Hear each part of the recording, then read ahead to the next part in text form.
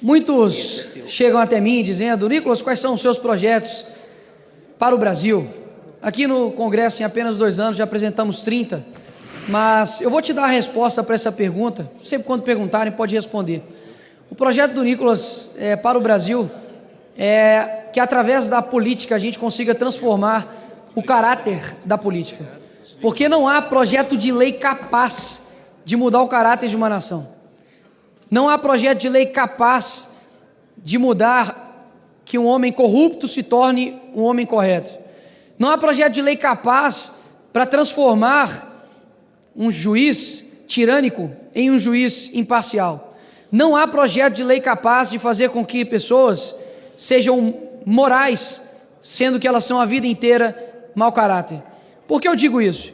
Porque nós estamos vendo agora no nosso país, e mesmo você sendo de direita, esquerda, centro, para trás, para frente, não me importa, mas se você tem um mínimo de honestidade intelectual, você vai perceber que há uma semana, José Dirceu, a pessoa que idealizou o maior esquema de corrupção do mundo, está solto, livre, inclusive um chute, pode até concorrer a algo aqui nesse Congresso Nacional. Rachadores confessos estão aqui impunes, líderes de facção criminosa estão meramente soltos e livres pelo STF. Enquanto isso, uma senhora, que, me perdoe pela palavra, que defecou na mesa do ministro Alexandre de Moraes, uma atitude deplorável, vergonhosa para a nossa democracia, mas agora tem uma pena de 17 anos nas suas costas. Atitudes idiotas e burras, pelo que eu saiba, não são crimes. Até mesmo deveriam sim cumprir pelo depredação de patrimônio público, dano ao erário, mas burrice não é crime. Até mesmo se fosse, algumas pessoas aqui no Brasil iriam pegar a prisão perpétua. Agora, por que isso está acontecendo? Porque ela não é filha de nenhuma celebridade, porque ela não é parente de nenhum presidente, porque ela não está envolvida com nenhuma pessoa de poder. Porque ela, assim, é uma pessoa que estava lá e cometeu diversos crimes de menor potencial ofensivo, até mesmo porque era um crime impossível. É como se eu dissesse que eu iria envenenar alguém com um copo de água potável. É como dizer que aquelas pessoas que estavam aqui iriam dar um golpe de Estado. Faça aí uma breve pesquisa no que é golpe de Estado em toda a humanidade, você verá que é bem diferente do que aconteceu aqui no fatídico dia terrível do 8 de janeiro. E por que eu estou dizendo isso?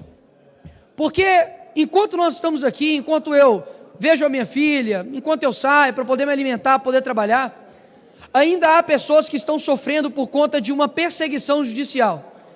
Eu sei que tudo que eu vou falar aqui, talvez para alguns, não vai ser capaz de sensibilizar um coração tão de pedra. Afinal de contas, existem pessoas aqui que não podem dar um passo para trás, porque já estão num lamaçal tão grande ideológico que jamais concordariam comigo. Mas eu já ouvi aqui nessas sessões, por exemplo, pessoas vangloriando, por exemplo, Marighella, ou até mesmo Che Guevara, ou Stalin, ou qualquer outra figura que seja da história, com uma falácia de luta por direitos humanos, ou luta por pessoas que estão em situação de vulnerabilidade. Existem pessoas hoje, repito, existem pessoas hoje que estão na cadeia injustamente, com penas desproporcionais, que nem mesmo corruptos nessa nação pegaram, e que nenhum deles usam tornozeleira eletrônica, estão sendo privados de ter contato com suas famílias, de seus filhos, porque eles estavam usando verde e amarelo. Eu sei que a esquerda de fato tem como Bolsonaro um símbolo de ódio, um símbolo que eles detestam, e que vão fazer de tudo para poder massacrá-lo, assim como o ministro Alexandre de Moraes faz, através dessas pessoas que estão basicamente sendo ali um revanchismo jurídico. Mas o que eu estou querendo dizer aqui não é para poder falar, nossa, por favor, sensibilizem seu coração, porque eu sei que essa galera não tem sensibilidade alguma. Afinal, se tivesse, jamais, por exemplo, ostentariam a foice e o martelo que matou milhões de cristãos, inclusive. O que eu estou querendo dizer aqui é voltado para a direita.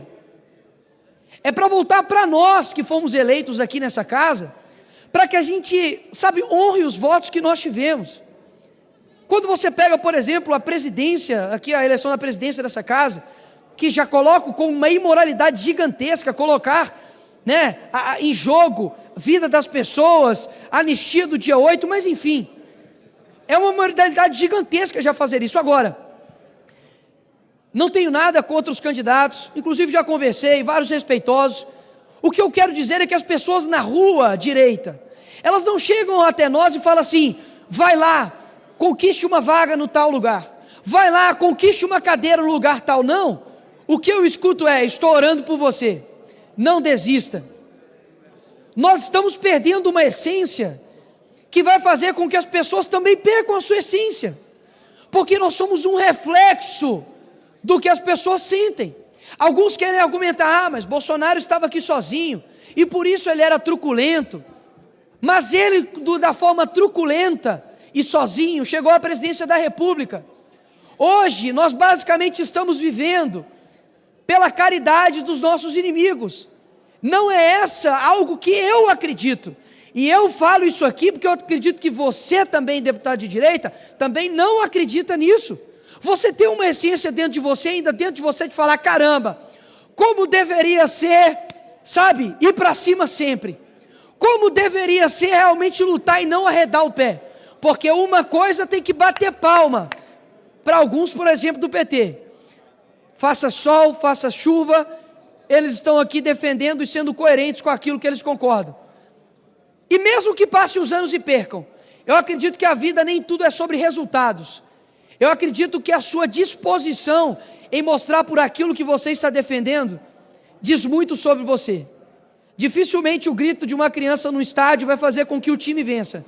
Mas quando o jogador vê aquele torcedor, mesmo que pequeno, mesmo que uma criança, lutando, sabe, se erguendo por algo que é correto, aquilo dali muda tudo. Porque eu acredito que todos nós fomos chamados para um tempo. Eu não tenho dúvidas que eu fui chamado para esse tempo. E não é uma exclusividade minha, é de todos nós.